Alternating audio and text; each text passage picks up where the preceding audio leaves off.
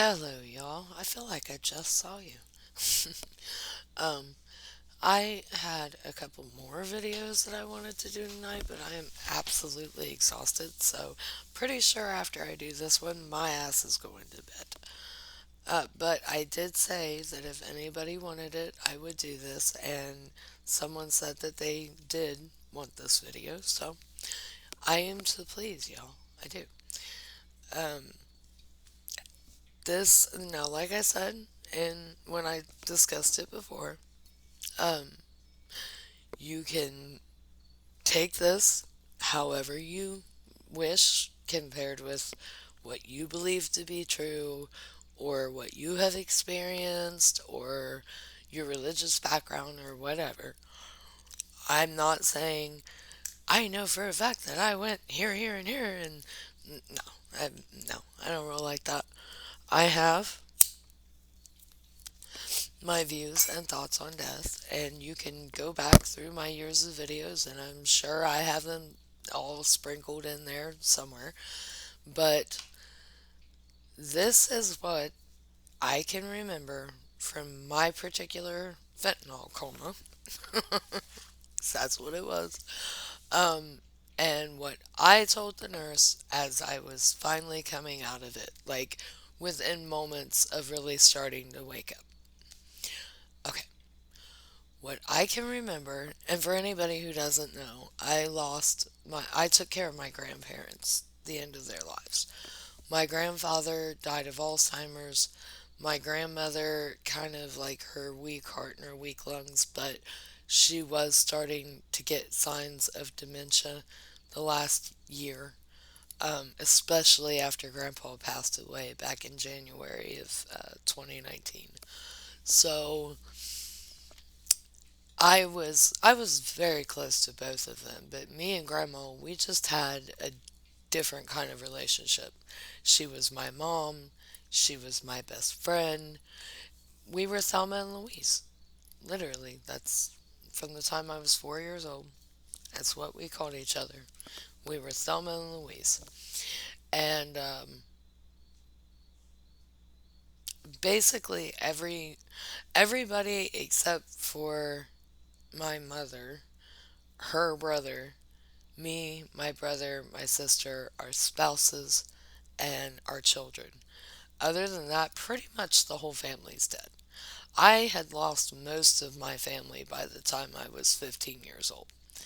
And it's a drag.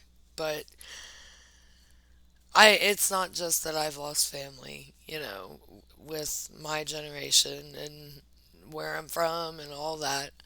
Um, like, I had talked about this at the time afterward briefly. I didn't go into detail or anything like that. But one of the boys I grew up with, who I called my brother my entire life, passed away of a heroin overdose like 3 days before my 30th birthday. And that was really, really, really, really hard to deal with.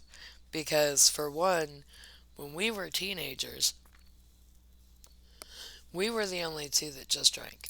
Like, we barely even smoked weed. We were the ones who didn't fuck with pills, let alone anything stronger than pills. We just didn't do that. And I moved up to Columbus, moved in with Grandma, and a couple of years later, I came back down to visit for like a weekend, and he was a heroin addict. And it's like, what the fuck is this? How the fuck did this happen?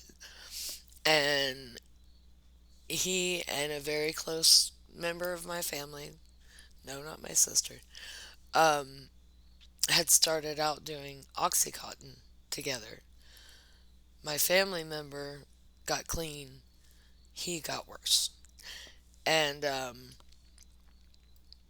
member of his family, allegedly, sold him bad shit, or he might have just overdosed. I don't know. You know how it is. Fucking small town.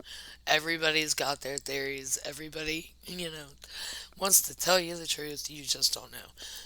It was one of the two, obviously, because he's dead. Either he was so bad shit or he did too much and he was found out. Okay. So he had a very difficult life, like from day one. He really got the raw end of a lot of deals. And he was kind of one of those people that he dealt with all the bullshit in his life by just cutting off his feelings. Like anybody who didn't know him very well, sorry, thought that he was a total psychopath. My grandpa used to tell us every time he would come up to visit when he'd leave, grandpa would be like, "You look in that boy's eyes and it's like there's no one home. Like he is, I like him. I've always liked him, but he's crazy." But it really wasn't like that. He just, life hurt him over and over and over again. So he stopped being able to feel that pain and then later on hit it with drugs, and we see where that got him. Um, but I could see him being relieved by death, even though he was only 27 years old when he died, just because of how hard his life was. But I'm not that type of person. I know my sister could not deal with losing grandma and me within a year of each other. I know my child obviously needs me. Like, my brother needs me. Everybody needs me. And I'm the type of person, obviously, which is why I'm still here after all the dumb shit my body has done. I will fight to the bitter fucking end because I know that people need me here. And it was very strange. I don't know if it was like because I wasn't dead or if I did flatline and I just don't know it, because I remember being very cool with just going forward and staying dead. And yeah, and James was the one who was there with me from the jump.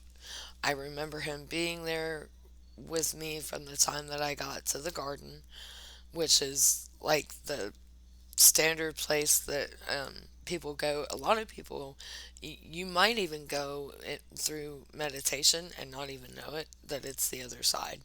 But I think I described it in one of my other videos where I could see it being mistaken for heaven because it does look quite a bit like what one would assume heaven looks like. It's this big, beautiful garden.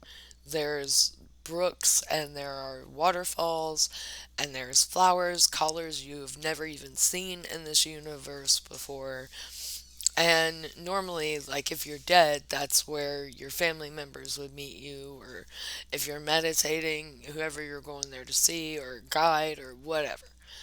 Okay, from the time I got there, he was with me. And I don't remember like a bunch of detail, but I do remember at some point getting to Grandma and her aunt, my Aunt Ree. And like I was ready to stay. And James was there the whole time reminding me, like, no bitch. That's how he that's how he talked to me. That was his nickname for me.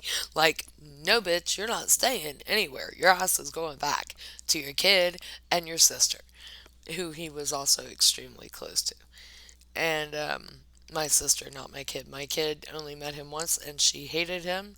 And she was mad at one of my other brothers for bringing him there for like a month. She loves my brother Scotty. And every time he came near her, she would scream just because he brought James to the house. He kind of had that effect on children. Um, but anyway, I know I saw Grandma and I know I saw Aunt Ray. But I, either because of the whole brain damage thing or just because I wasn't allowed to, I don't remember anything that we talked about at all. Um, and it was James who brought me back, and my first words to the nurse were about, oh, I was with my dead brother. He died of an overdose, he wouldn't let me stay. Like, She probably thought I was crazy or it was the fentanyl talking.